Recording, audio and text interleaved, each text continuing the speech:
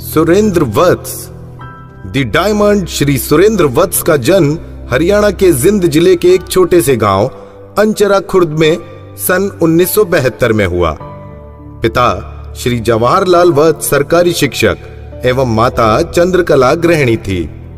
5 भाई बहनों में श्री सुरेंद्र वत्स सबसे बड़े हैं।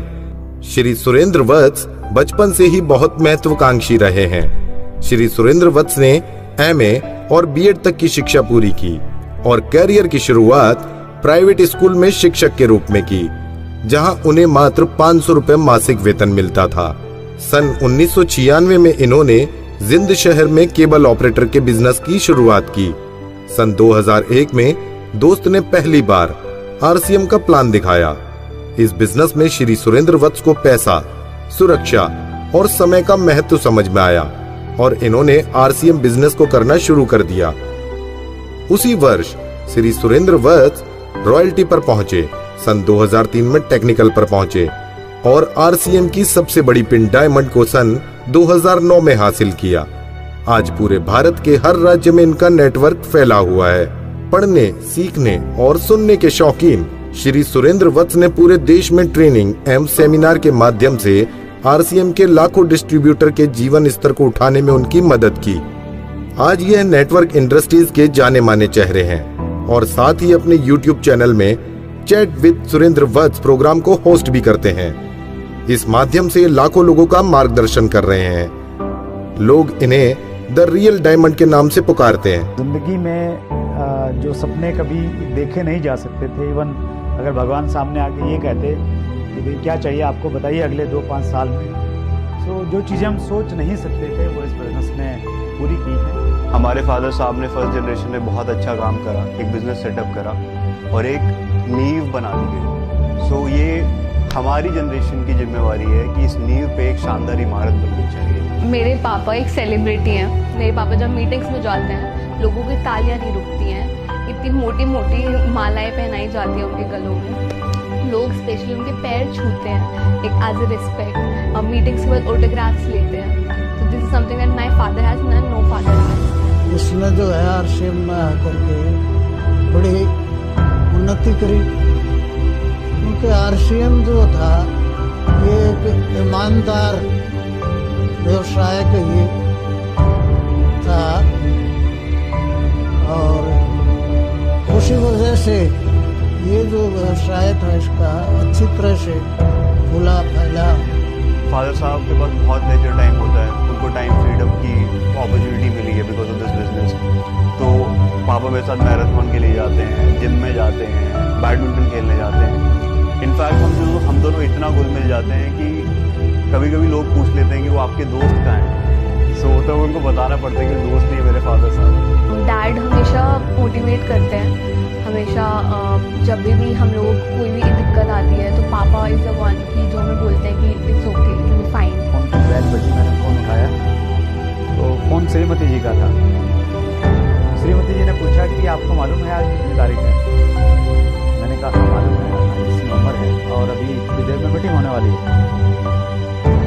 तो उन्होंने कहा कि आपको ये तो मालूम है कि आज कितनी तारीख है और मीटिंग होने वाली है, लेकिन आप ये भूल गए कि आज हमारी मैरिज एनिवर्सरी है। जिस दिन आरसीएम करते हुए 5 साल हो जाएंगे उस दिन हम लोग एनिवर्सरी का केक काटेंगे।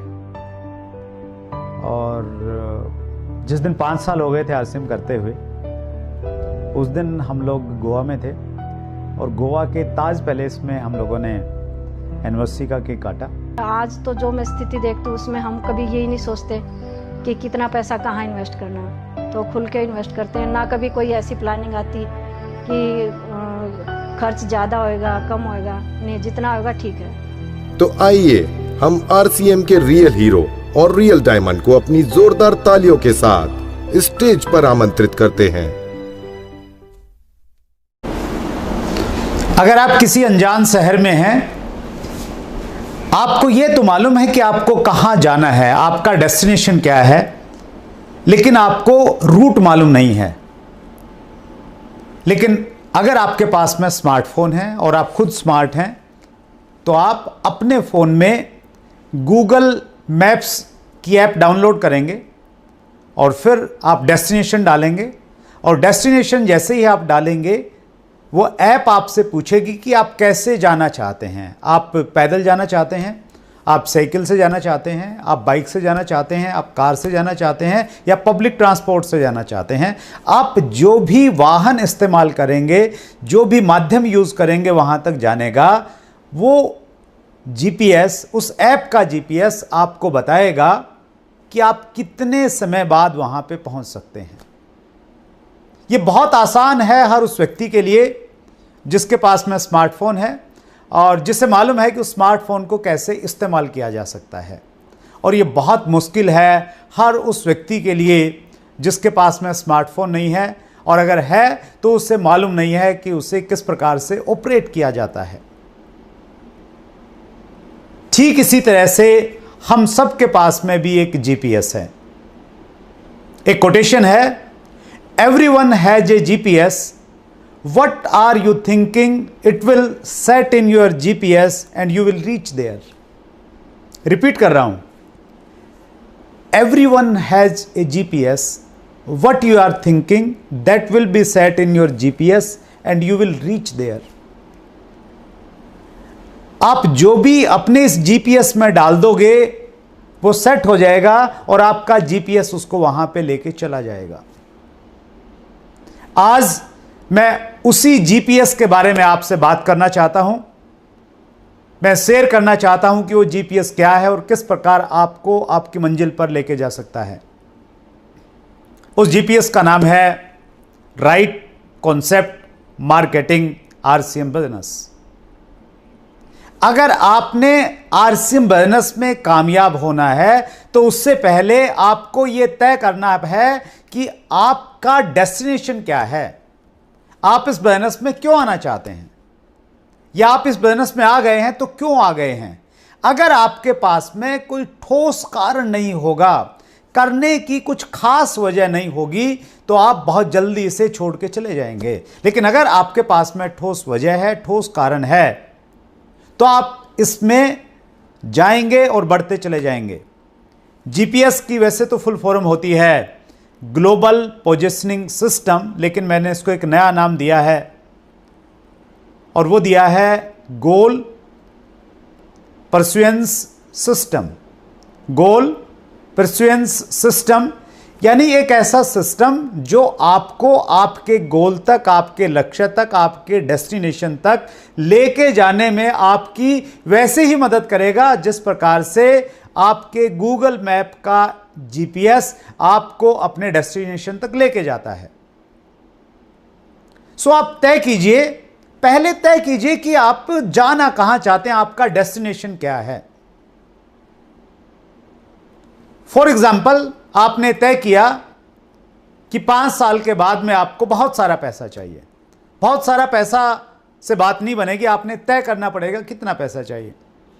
आपने तय किया कि 5 साल के बाद आपको कम से कम 2 लाख रुपया महीना चाहिए और साथ में टाइम फ्रीडम चाहिए, समय होना चाहिए आपके पास में बहुत सारा जिसको आप एंजॉय कर सकें, और सिक्योरिटी होनी चाहिए। वो 2 लाख की जो इनकम है मंथली, वो पैसिव इनकम होनी चाहिए। अगर आप काम नहीं भी करें तो भी वो पैसा आपके पास में आना चाहिए, वैसे इनकम चाहिए। और आपको घूमना फिरना है, पूरी दुनिया में आप जाना चाहते हैं। ये जो कोरोना का समय है ये ज़्यादा लंबे समय तक टिकने वाला नहीं है, ये अभी धीरे धीरे ख़त्म हो जाएगा। तो आप जहाँ घूमना चाहते हैं, हर साल कहाँ आप छुट्टियाँ मनाना चाहते हैं, वो भी तय कीजिए। आपके दोस्त कैसे होने चाहिए, आपका सर्कल कैसा होना चाहिए, आपकी पर्सनैलिटी कैसे होनी चाहिए, आपका रिकॉग्निशन कैसा होना चाहिए, आपको कितने लोग फॉलो करने वाले होने चाहिए, फेसबुक पे कितने फॉलो करें, यूट्यूब पे कितने फॉलो करें, इंस्टा पे कितने फॉलो करें। जो भी आप चाहते हैं वो सारा का सारा आप डिसाइड कीजिए। वो आपका फाइनल डेस्टिनेशन क्या है, 5 साल बाद का डेस्टिनेशन क्या है। और जैसे ही आप तय करेंगे तो फिर आपका जो ये जीपीएस है आपसे पूछेगा कि ये जो सारी चीज़ें आपको चाहिए, ये जो डेस्टिनेशन आपका है, इस डेस्टिनेशन पे जाने के लिए आपने ये भी तय किया है कि 5 साल का समय आपको चाहिए। तो आपका जीपीएस आपसे पूछेगा कि आपके पास में वाहन क्या है, कौन से वाहन का आप इस्तेमाल कर रहे हैं। जैसे वो वाला जीपीएस पूछता है ना कि पैदल जाएंगे, साइकिल पे जाएंगे, बाइक पे जाएंगे, कार पे जाएंगे, बस से जाएंगे, तो ये जीपीएस भी पूछेगा कि आप कौन से वाहन से जाएंगे। अगर आप कहेंगे कि मैं नौकरी करता हूं, मैं एक जॉब में हूं और मेरी 50,000 रुपये महीना की इनकम है, तो क्या मैं 5 साल के बाद में वहां पे पहुंच सकता हूं? तो यह आपका जीपीएस आपको बताएगा कि अगर आपकी 50,000 रुपये महीना की इनकम है और आपका इंक्रीमेंट माना 5% लगता है एनुअल, तो आप कहाँ तक पहुँचेंगे, और कैलकुलेशन से ये बताएगा कि आप नहीं पहुँच सकते हैं। फिर आप कहते हैं कि चलो ठीक है, मेरे पास में है ना एक बिजनेस है, बिजनेस मॉड्यूल है, तो क्या उस मॉड्यूल से मैं अपने डेस्टिनेशन तक पहुँच जाऊँगा?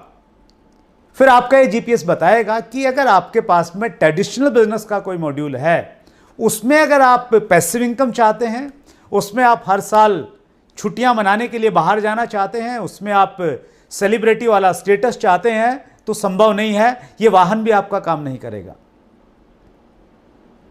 और ये दोनों वाहन काम नहीं करेंगे। और फिर आप उससे पूछेंगे कि ये आरसीएम दिखने में बहुत छोटा है, अभी मैं इसको शुरू करने जा रहा हूं, तो क्या ये मुझे वहां तक लेके जा सकता है?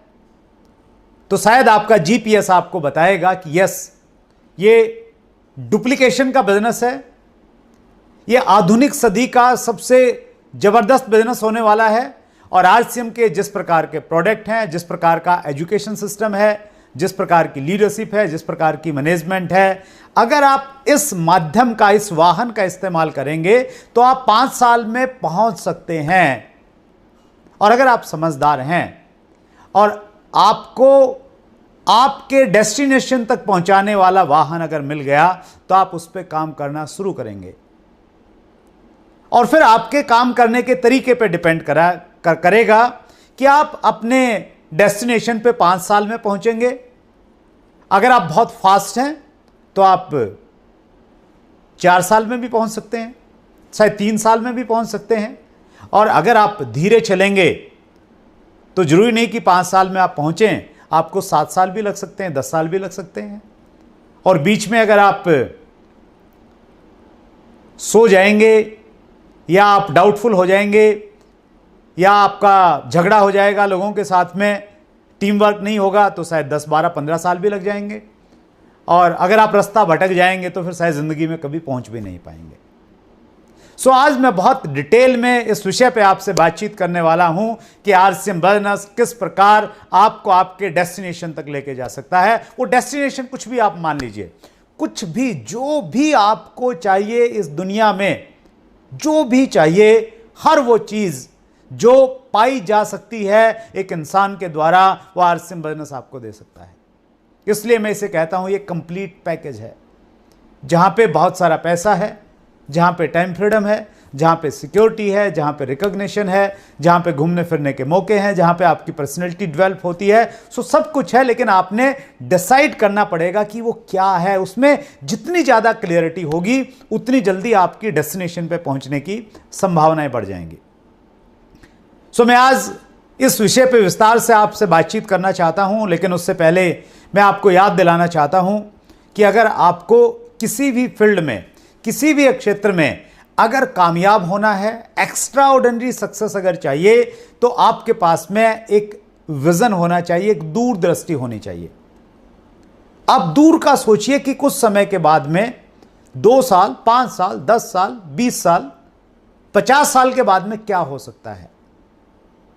आप किसी भी बड़े बिजनेसमैन की बायोग्राफी पढ़िए, आप उसमें यह पाएंगे वो सफल इसलिए हुए क्योंकि उन्होंने किसी काम को तब पहचाना जब वो काम बहुत छोटा था। वो उसकी गहराई को समझ गए और उन्होंने एक बड़े विजन के साथ में उस काम को शुरू कर दिया। डायरेक्ट सेलिंग हमारे देश के लिए एक नया बिजनेस मॉडल है। डायरेक्ट सेलिंग की शुरुआत 1959 में अमेरिका से हुई, और जिस प्रकार हर इंडस्ट्री एक उतार चढ़ाव के साथ में गुजरती है, जब ये इंडस्ट्री अमेरिका में शुरू हुई, वहाँ भी ये उतार चढ़ाव के बाद में गुजरी। 1974 के बाद में अमेरिकन फेडरल ट्रेड कमीशन ने, एफटीसी ने डायरेक्ट सेलिंग के ऊपर में कुछ रेगुलेशन बनाए। उसके बाद में ये अमेरिका में चला, फिर ये यूरोप में गया, और 1990 के बाद में डायरेक्ट सेलिंग की शुरुआत हमारे देश में हुई। हमारे देश में डायरेक्ट सेलिंग की शुरुआत कुछ विदेशी कंपनियों के द्वारा हुई, कुछ मल्टीनेशनल कंपनीज के द्वारा हुई। सो जब हमारे देश में डायरेक्ट सेलिंग आया, लोगों ने इसको पहली बार देखा, तो लोगों को यह कॉन्सेप्ट बहुत अच्छा लगा। यह कॉन्सेप्ट कि जिसमें मिडलमैन नहीं है, जिसमें एडवर्टाइजमेंट नहीं है, और मिडलमैन और एडवर्टाइजमेंट का जितना भी पैसा था वो पैसा बच सकता है और वो पैसा कंज्यूमर्स में डिस्ट्रीब्यूट किया जा सकता है।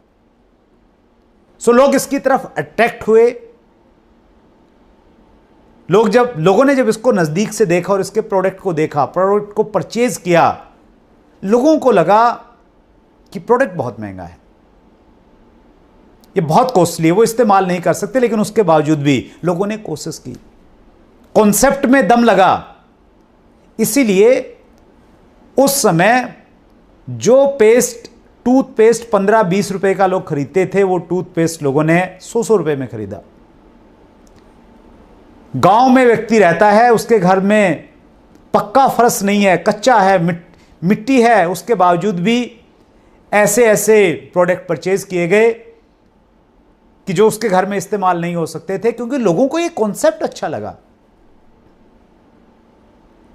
और बहुत जल्दी लोगों को निराशा हुई। लोगों को लगा कि ये प्रोडक्ट हमारी पॉकेट को सूट नहीं करते हैं, ये प्रोडक्ट हमारे जानकार लोग परचेज नहीं कर सकते हैं। और धीरे धीरे हिंदुस्तान का आम आदमी डायरेक्ट सेलिंग मॉड्यूल से दूर होता चला गया और एक धारणा के साथ में दूर हुआ कि डायरेक्ट सेलिंग का जो सामान है वो बहुत महंगा होता है। यहां पे 10 रुपए की चीज को 50 रुपए में बेचा जाता है। एक तो इस प्रकार की कैटेगरी पैदा हुई, और कुछ लोगों ने, जिनको यह लगा कि यह मॉड्यूल बहुत अच्छा है, इस कॉन्सेप्ट में बहुत ताकत है, यह मॉड्यूल बहुत पावरफुल है मल्टी लेवल मार्केटिंग का, उन्होंने मनी सर्कुलेशन स्कीम लगा दी। पोंजी स्कीम स्टार्ट हो गई, चिट फंड स्टार्ट हो गया, पिरामिड स्ट्रक्चर जिसे हम बोलते हैं, उस प्रकार के कॉन्सेप्ट आने स्टार्ट हो गए। आप जुड़िए, आपके पास में आपने सिर्फ पैसा देना है, कोई प्रोडक्ट नहीं मिलेगा, और उसी पैसे को वो रोटेट करने लग गए। इस प्रकार से हमारे देश में डायरेक्ट सेलिंग बदनाम होने लग गई। प्रकृति का नियम है कि जब आप कोई अच्छी चीज बोएंगे तो उसके साथ में गलत चीजें यानी घास फूस स्वतः पैदा हो जाती है। तो डायरेक्ट सेलिंग में हिंदुस्तान में यह स्थिति पैदा हुई, घास फूस इतनी पैदा हो गई कि फसल दब गई, फसल दिखती नहीं थी। यूं मानिए कि एक खेत में अगर 90-95% अगर घास फूस खरपतवार पैदा हो जाए तो 5% फसल कहीं दिखाई नहीं देगी। तो वैसी ही स्थिति हमारे देश में डायरेक्ट सेलिंग को लेकर हुई। और ये नियम है कि कोई भी चीज पहले आती है, उसके बाद में उसको लेके नियम कानून बनाए जाते हैं। पहले कार बनी, कार बनने के बाद में फिर कार चलाने के नियम बने कि आपने कौन सी साइड में चलाना है, सीट बेल्ट बांधनी या नहीं बांधनी है। बाइक आई, बाइक पे एक्सीडेंट होने लग गए, फिर नियम आया कि हेलमेट लगाना जरूरी है। कोरोना आया, आने के बाद में मालूम चला कि सोशल डिस्टेंसिंग रखना जरूरी है, मास्क लगाना जरूरी है, हाथ धोते रहना जरूरी है। कोई भी अच्छी चीज़ है या बुरी चीज़ है, जब वो आती है तो उससे बचाव के लिए या उसको बढ़ाने के लिए नियम कायदे कानून बाद में आते हैं। अमेरिका में भी ऐसा ही हुआ और हमारे देश में भी ऐसा ही हुआ।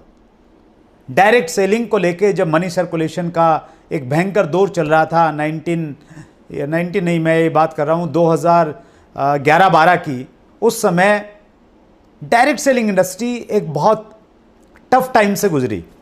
हर इंडस्ट्री गुजरती है, और उस टफ टाइम में बहुत सारी कंपनियों को सेक्रीफाइस करना पड़ा। और हम लोग बहुत लकी हैं कि आरसीएम बिजनेस उस दौर में उस प्रकार से उभरी जैसे सोना अग्नि से गुजरने के बाद में कुंदन बन जाता है। और आरसीएम बिजनेस ने एक नई कमिटमेंट के साथ में दोबारा डायरेक्ट सेलिंग में काम करना स्टार्ट किया 2012 में। 2011-12 का जो दौर था, उस दौर ने पूरी डायरेक्ट सेलिंग इंडस्ट्री को हिला दिया। लोगों को यह लगने लग गया कि अगर आरसीएम भी सही नहीं है तो फिर इस दुनिया में डायरेक्ट सेलिंग में कुछ भी सही नहीं है। एसोसिएशन बनी, उन्होंने एक्टिवली पार्टिसिपेट करना स्टार्ट किया। और 2013 में मुझे सौभाग्य मिला एक बहुत बड़ी organisation direct selling distributor welfare association DSDWA का फाउंडर प्रेसिडेंट बनने का। और उस समय हमारा एक ही मकसद था कि डायरेक्ट सेलिंग पे गाइडलाइन आनी चाहिए। सही क्या है, गलत क्या है, उसका भेद मालूम होना चाहिए, डिफरेंस मालूम होना चाहिए कि ये सही है, ये गलत है, कोई पैमाना आ जाए हमारे पास में। और 2012-13 में ऐसी स्थिति थी कि उस समय हमारा कोई माई बाप नहीं था। डायरेक्ट सेलिंग किस मंत्रालय के अधीन आती है ये क्लैरिटी नहीं थी। हमने शुरुआत की RTI से, RTI लगाई एक मिनिस्ट्री में, वहाँ से जवाब आया कि आपका जो काम है हमारी मिनिस्ट्री के अधीन नहीं आता। फिर दूसरी मिनिस्ट्री में गए, फिर तीसरी में गए, फिर चौथी में गए।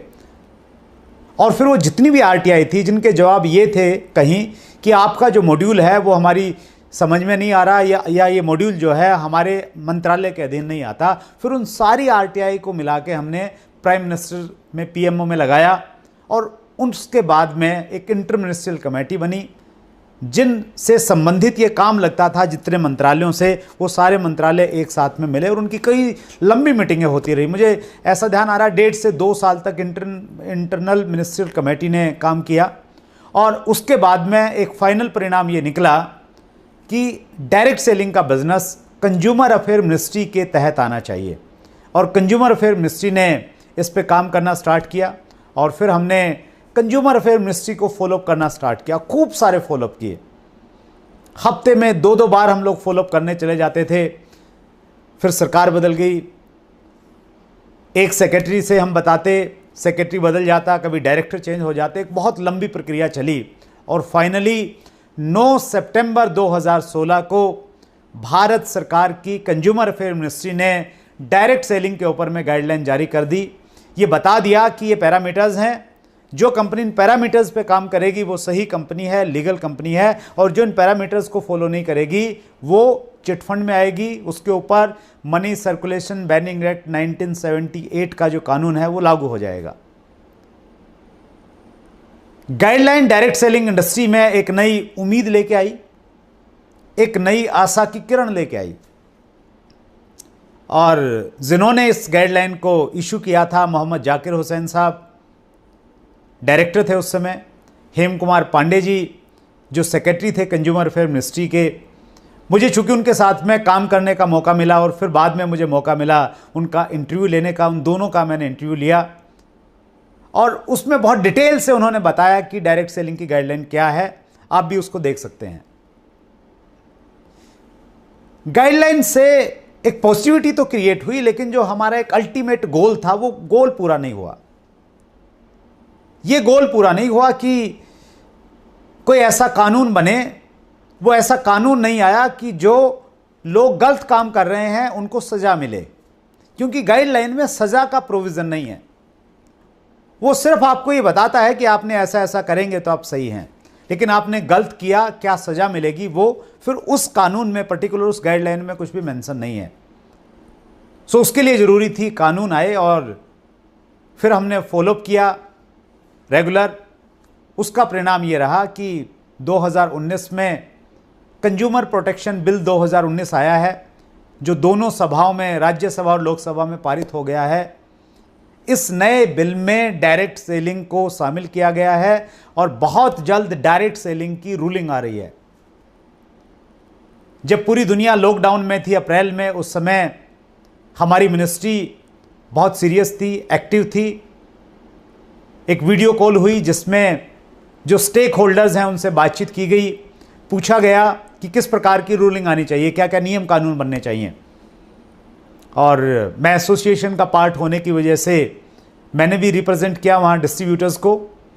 सो ये बहुत तेज़ी से इस दिशा में काम चल रहा है। और फिर सेक्रेटरी चेंज हो गए, अभी नए सेक्रेटरी साहब आए हैं, इसलिए थोड़ा डिले हो गया। बहुत जल्दी आपको डायरेक्ट सेलिंग के ऊपर में रूलिंग मिलने वाली है। और ये जो रूलिंग आएगी ये direct selling, Indian direct selling की पूरी दिशा को बदल देगी।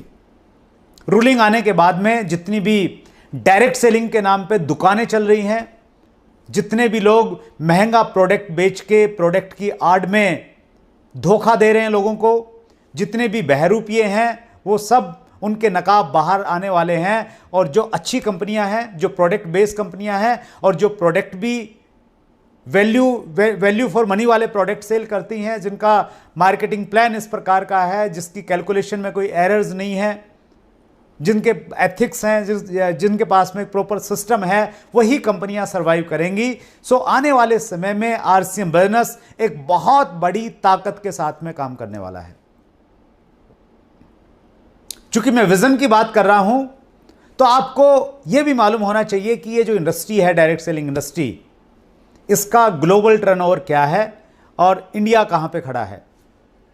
अगर हम डायरेक्ट सेलिंग के ग्लोबल टर्नओवर की बात करें, federation of direct selling association FDSA के WFDSA के अगर हम लोग आंकड़े लेते हैं, तो वो आंकड़े बताते हैं कि ये इंडस्ट्री का जो ग्लोबल टर्नओवर है वो $1,92,949 मिलियन का है। और इसमें हिंदुस्तान की स्थिति क्या है? हिंदुस्तान की स्थिति है कि हम लोग मात्र $1,518 मिलियन का व्यापार कर रहे हैं, जो टोटल टर्नओवर का 0.7% है। हमारी पॉपुलेशन है 19%, दुनिया की 19% आबादी हिंदुस्तान में रह रही है, लेकिन ग्लोबल टर्नओवर का हम सिर्फ 0.7% दे रहे हैं। अमेरिका दे रहा है $35,000 मिलियन, जो टोटल टर्नओवर का 18% के लगभग बनता है। और जब हम कंपैरिजन करते हैं अमेरिका का और इंडिया का, तो हम पाते हैं उस कंपैरिजन में कि पॉपुलेशन के अनुसार अगर पर पर्सन बिजनेस वॉल्यूम हम लोग निकालें दोनों देशों का, तो हम पाते हैं अमेरिका हिंदुस्तान से 75 टाइम्स 75 गुना ज्यादा व्यापार कर रहा है। सो ये आंकड़े बता रहे हैं कि हिंदुस्तान में डायरेक्ट सेलिंग का एक बहुत उज्जवल भविष्य होने वाला है। KPMG और फिक्की की जो रिपोर्ट्स हैं वो इशारा कर रहे हैं कि अगले 4-5 साल में इंडस्ट्री 5-6 गुना बड़ा हो जाएगी। कंज्यूमर अफेयर मिनिस्ट्री में जो मिनिस्टर हैं माननीय श्री रामविलास जी पासवान, वो कह रहे हैं कि ये बेहतरीन व्यापार का मॉडल है डायरेक्ट सेलिंग। केंद्रीय वित्त राज्य मंत्री अनुराग ठाकुर को पिछले दिनों आपने सुना, वो वकालत कर रहे हैं कि डायरेक्ट सेलिंग में लोगों को आना चाहिए।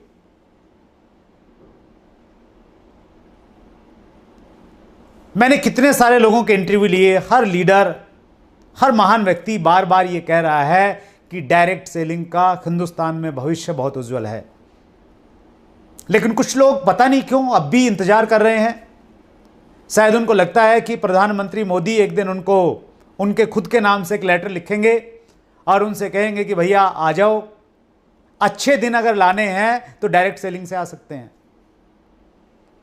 या वो ये उम्मीद कर रहे हैं कि किसी दिन भगवान सपने में उनके सामने आएंगे, उनको पकड़ के खिलाएंगे और उनको कहेंगे कि भैया कब तक सोता रहेगा, डायरेक्ट सेलिंग कर ले, ये राइट टाइम है इसमें काम करने का। इतने सारे आंकड़े हैं, डाटा कभी झूठ नहीं बोलता, आंकड़े कभी धोखा नहीं करते।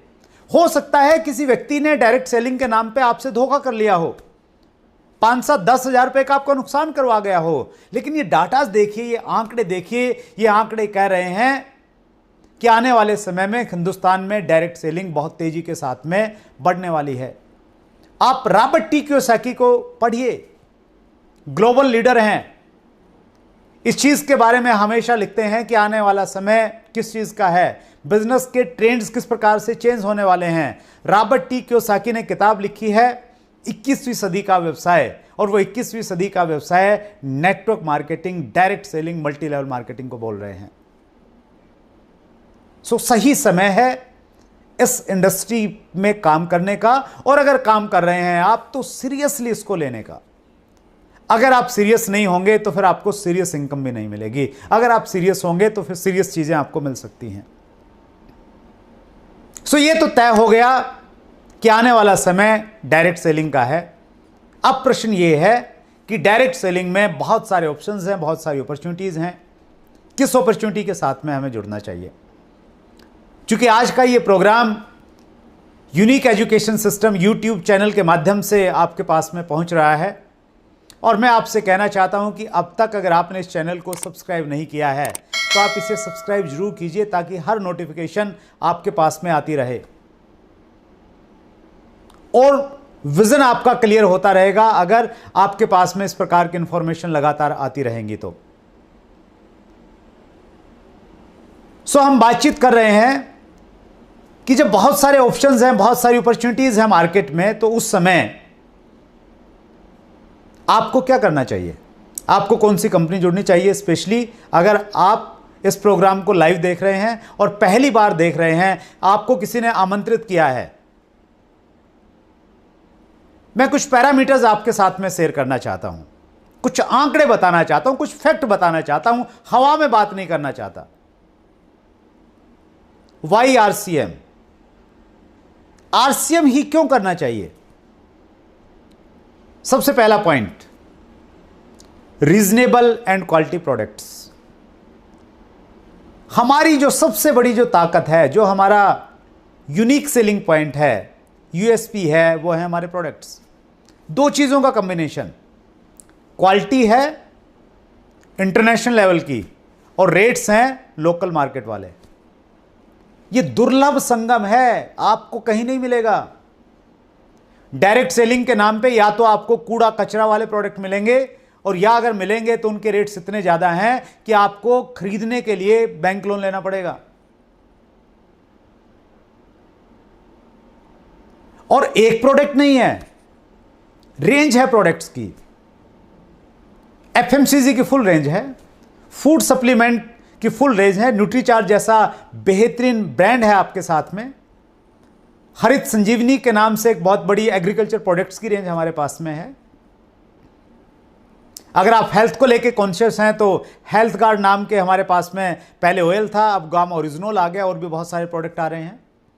हमारे पास में कुकवेयर है, हमारे पास में टेक्सटाइल है, हमारे पास में ब्यूटी के प्रोडक्ट्स हैं, हमारे पास में पेन है, कॉपी है, किताब है, बैग है, जो आपको चाहिए वो हर चीज़ है, और वो भी रीजनेबल रेट्स में और क्वालिटी के साथ में अवेलेबल है।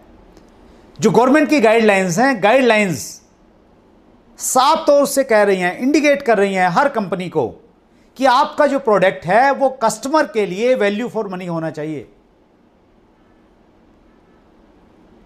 आप डीपी के बाद में बीवी के साथ में आप अपने डिस्ट्रीब्यूटर्स को, डायरेक्ट सेलर को, अगर वो वैल्यू फॉर मनी मिल रहा है, वो मायने नहीं रखता। मायने ये रखता है एक कंज्यूमर जिसको कोई मतलब नहीं है डीपी से, जिसको कोई मतलब नहीं है बीवी से, जो एमआरपी पे प्रोडक्ट परचेज कर रहा है, उसको उस प्रोडक्ट में वैल्यू नजर आनी चाहिए। और वो प्रोडक्ट अगर आपकी कंपनी के पास है तो आप लीगल काम कर रहे हैं, और वैसा प्रोडक्ट अगर आपके पास में नहीं है तो आप मनी सर्कुलेशन बैनिंग एक्ट 1978 के तहत आ जाएंगे। दूसरा जो हमारा यूनिक सेलिंग पॉइंट है वो है ह्यूज इंफ्रास्ट्रक्चर। आरसीएम के पास में जो ढांचा है, जो इंफ्रास्ट्रक्चर है, वो किसी भी डायरेक्ट सेलिंग कंपनी के पास में नहीं है। हमारे पास में अपने खुद के मैन्युफैक्चरिंग प्लांट्स हैं। प्लांट्स में न केवल मात्र हम लोग रॉ मटेरियल खरीद के प्रोडक्ट बनाते हैं, अपितु हम रॉ मटेरियल भी अपना खुद का बनाते हैं। मैं आपको आमंत्रित कर रहा हूं, आप हमारे रुड़की के प्लांट में जाइए, जहां पे 50 से ज्यादा एफएमसीजी प्रोडक्ट बनते हैं एक जगह पे। वहां पे आप देखेंगे कि एफएमसीजी का जो रॉ मटेरियल है, नूडल्स, वो हमारा इन हाउस बन रहा है। फैक्ट्री, अलग से फैक्ट्री है वहीं पे, हमारी अपनी आरसीएम की, जहां रॉ मटेरियल खुद का बनाया जाता है, प्रोडक्शन खुद की है, क्वालिटी कंट्रोल खुद का है। क्या वहां पे क्वालिटी के ऊपर कोई क्वेश्चन मार्क हो सकता है? कभी नहीं हो सकता।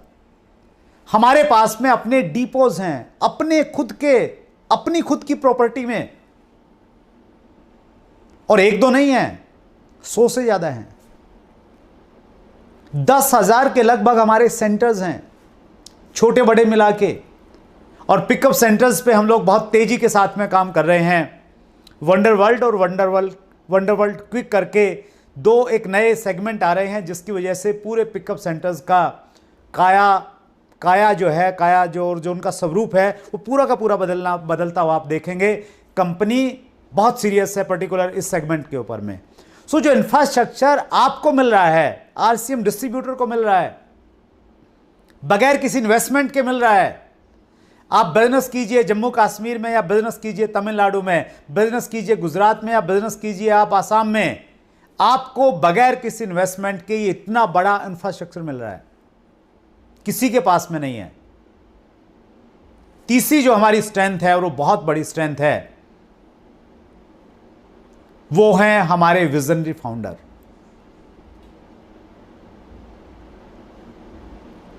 गीता में एक श्लोक आता है, भगवान कृष्ण अर्जुन को संबोधित करते हुए कहते हैं, यदा यदा हि धर्मस्य ग्लानिर्भवति भारत अभ्य उत्थानम अधर्मस्य तदात्मानं सृजाम्यहम्।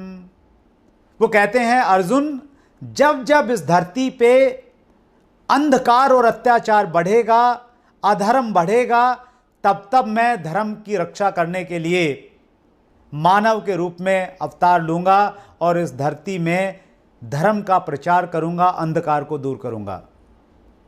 और जब डायरेक्ट सेलिंग में अंधकार चरम पे था, जब यह माना जा रहा था कि डायरेक्ट सेलिंग मतलब 5 गुना मार्केट में जो सामान मिलता है उससे 5 गुना आपको मिलेगा, वो डायरेक्ट सेलिंग होती है। उस समय भगवान के भेजे हुए दूत टीसी छावड़ा जी ने जन्म लिया और उन्होंने आरसीएम नाम से एक नया कॉन्सेप्ट शुरू कर दिया। एक आरसीएम डिस्ट्रीब्यूटर्स के लिए यह बहुत प्राउड की बात है कि हमारे जैसी मैनेजमेंट, हमारे जैसे मैनेजिंग डायरेक्टर जो एक बहुत बड़ी सोच रखते हैं, जिनकी इतनी साफ इंटेंशन है, जिनका इतना बड़ा विजन है, जिनके इस प्रकार के उद्देश्य हैं कि आरसीएम के माध्यम से हिंदुस्तान की हर समस्या का समाधान किया जा सकता है। जितनी भी समस्याएं हमारे देश में हैं, उनमें मुख्य जो कारण है वो है पैसा, वो है बेरोजगारी, वो है अशिक्षा। और इन सारी समस्याओं का समाधान आरसीएम बिजनेस के माध्यम से है। जब आप गहराई में जाएंगे तो आप पाएंगे। यह बहुत दुर्भाग्यपूर्ण है कि हमारे देश में डायरेक्ट सेलिंग में जो कंपनियां आती हैं, ज्यादातर कंपनियां गलत इंटेंशन के साथ में आती हैं। एक ही गोल है कि जैसे तैसे करके ये इनके इन प्रकारेण पैसा इकट्ठा करना है और फिर पिछली गली से निकल जाना है। हिंदुस्तान में ऐसा कोई दूसरा उदाहरण आपको नहीं मिलेगा कि एक कंपनी कानूनी प्रक्रिया से गुजरने के बाद उसी नाम के साथ, उसी ब्रांड के साथ, उसी ऑफिस के साथ, उन्हीं प्रोडक्टों के साथ, उन्हीं बैंक अकाउंटों के साथ में दोबारा स्टार्ट हुई है। आरसीएम इज ओनली कंपनी, और वो इसलिए संभव हुआ कि उस प्रकार की एक विजनरी सोच और उस प्रकार के कमिटेड लीडरशिप है। चौथा हमारा यूनिक सेलिंग पॉइंट है एक्सपीरियंस। 1977 से fashion shooting private limited traditional business में काम कर रही है और 2000 में आरसीएम के रूप में शुरू कर दिया। ये जो इतना बड़ा अनुभव है ट्रेडिशनल मार्केटिंग का और डायरेक्ट सेलिंग का, जो कॉम्बिनेशन है दोनों एक्सपीरियंस का, वो भी दुर्लभ है। वो शायद आपको देखने को नहीं मिलेगा। और जब आप एक्सपीरियंस से गुजरते हैं, उतार चढ़ाव से गुजरते हैं, तो उतार चढ़ाव आपको बहुत कुछ सिखा के जाता है, आपको बहुत कुछ सीखने का मौका मिलता है और फिर आप गलतियां नहीं करते हैं। सो उस अनुभव के साथ में हम लोग निकले हुए हैं, वो हमारी एक बहुत बड़ी स्ट्रेंथ है। और एक्सपीरियंस भी किस चीज का, जो हमारी जो बैकग्राउंड है, आरसीएम का इतिहास ये बताता है, कोई भी व्यक्ति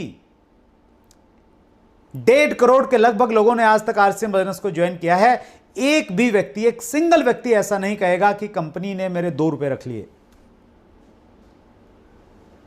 पूरे हिंदुस्तान में आप ढूंढ के लाइए, इतनी बड़ी क्रेडिबिलिटी है कंपनी की। एक समय जहां पे डायरेक्ट सेलिंग कंपनियों को चोर निगाहों से देखा जा सकता है, वहां पे आरसीएम बिजनेस एक एग्जांपल है। कितने सालों में इतने सारे लोगों को जुड़ने के बाद एक सिंगल व्यक्ति ये नहीं कह सकता कि मेरे साथ में भेदभाव हो गया, मेरे साथ में धोखा हो गया, या मेरा पैसा नहीं कंपनी ने दिया। 5वीं जो हमारी स्ट्रेंथ है वो है हमारा मार्केटिंग प्लान। हमारा मार्केटिंग प्लान लीगल है। हमारा मार्केटिंग प्लान एक नए डिस्ट्रीब्यूटर को ये ताकत देता है कि वो 20 साल पहले ज्वाइन किए गए किसी व्यक्ति से बड़े लेवल पे जा सकता है।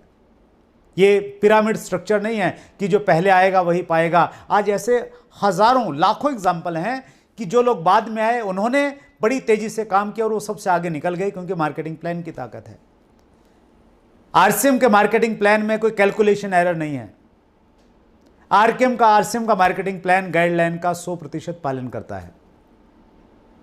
आरसीएम का प्लान दोनों तरह के लोगों को आमंत्रित कर रहा है। जो लोग बहुत तेजी के साथ में पैसा कमाना चाहते हैं, यहां पे वो ओपन बिट प्लान के साथ में ज्यादा ग्रुप स्टार्ट करके वो ज्यादा पैसा कमा सकते हैं। जो लोग थोड़ा सिक्योरिटी के साथ में करना चाह रहे हैं, वो 2 या 3 लाख के मॉडल के साथ में काम कर सकते हैं। और उसके लिए मुकेश कोठारी सर ने एक बहुत शानदार वीडियो हमें बना के दिया है, जो प्लान से रिलेटेड, स्पेशली प्लान में किस प्रकार से पैसा है उसको लेके बहुत क्लियरिटी आपके अंदर में लेके जाता है। सो आप मुकेश कोठारी सर का वो वीडियो अगर आपने नहीं देखा है तो जरूर देखना चाहिए। छठी जो हमारी ताकत है वो है हमारा education system, unique education system. पूरी लीडरशिप ने मिलकर एक एजुकेशन सिस्टम बनाया, एक इंडिपेंडेंट एजुकेशन सिस्टम, जो हर आने वाले डिस्ट्रीब्यूटर को यह श्योरिटी देता है कि उसका ख्याल रखा जाएगा।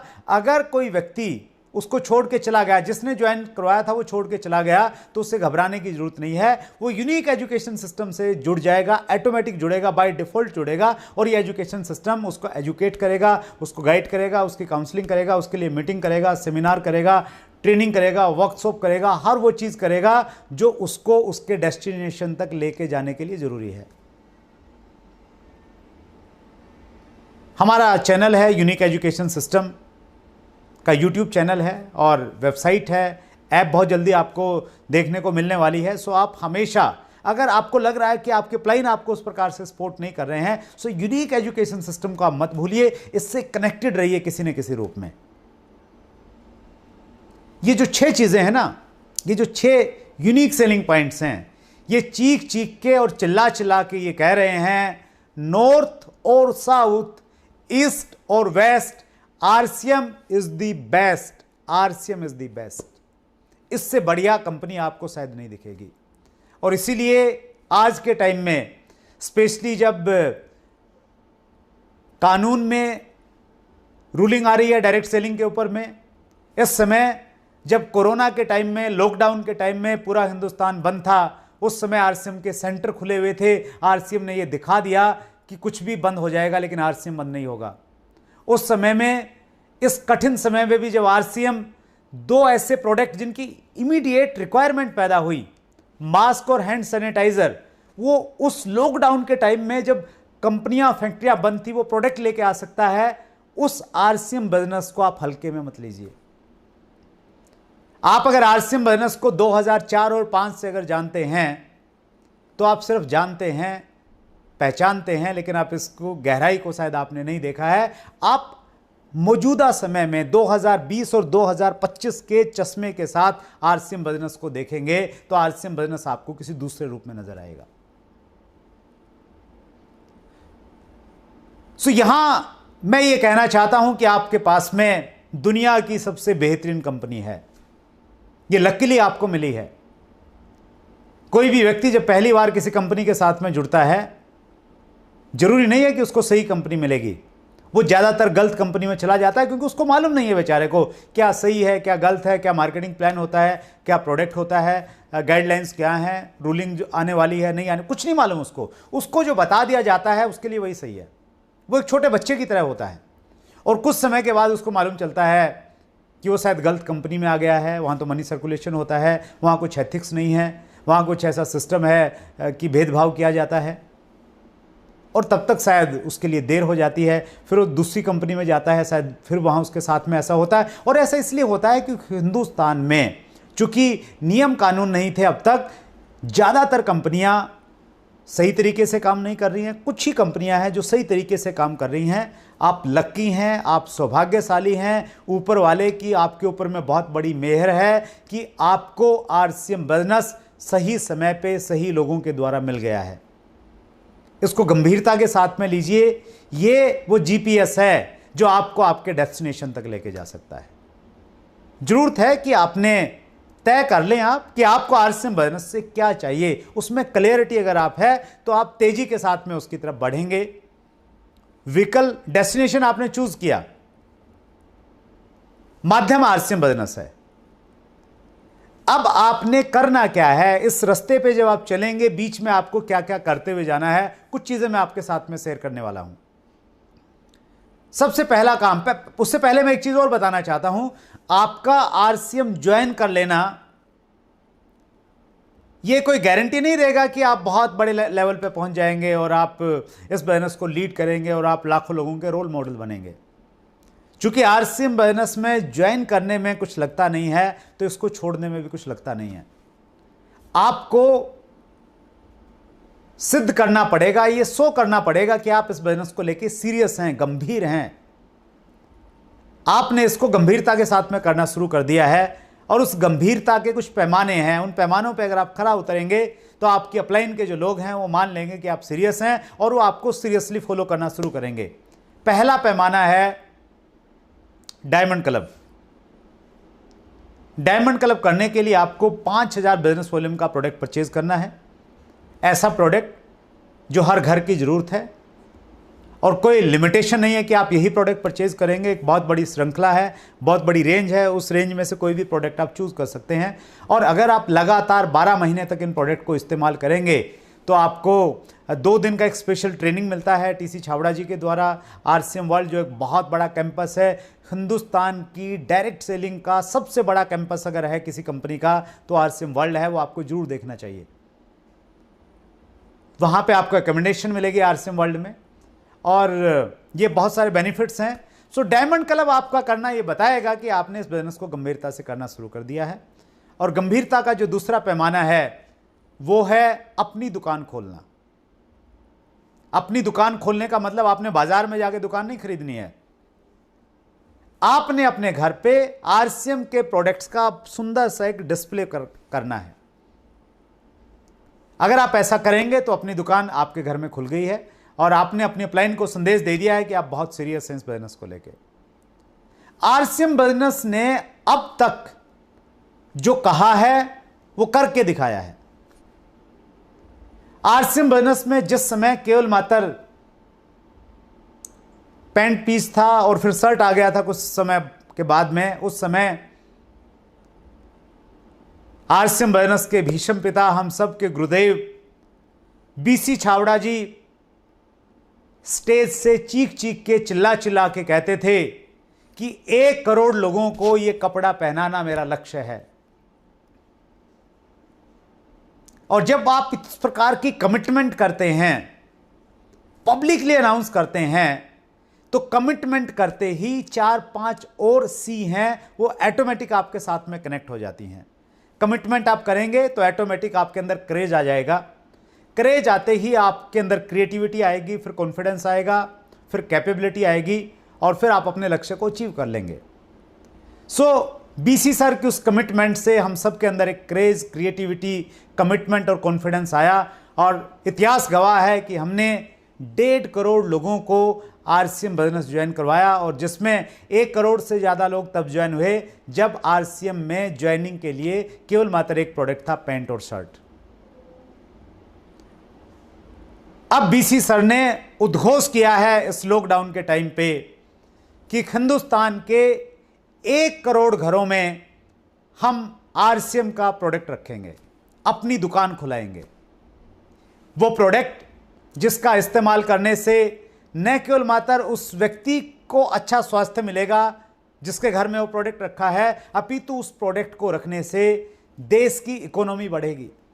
आप सोच के देखिए, इमेजिन करके देखिए, आप 130 करोड़ की जनसंख्या हमारे देश में है और अगर हम माने कि एक घर में 5 लोग रहते हैं तो 30 करोड़ घर हैं और उन 30 करोड़ घरों में से 1 करोड़ घरों में RCM का प्रोडक्ट मतलब 1 नंबर से खरीदा गया प्रोडक्ट जिस पे सारा टैक्स गवर्नमेंट को गया है, सारी ड्यूटीज गई हैं और उस प्रोडक्ट के वॉल्यूम से जितना पैसा डिस्ट्रीब्यूट हुआ है, जिन लोगों को वो पैसा मिला है वो TDS काटने के बाद उन लोगों को मिला है।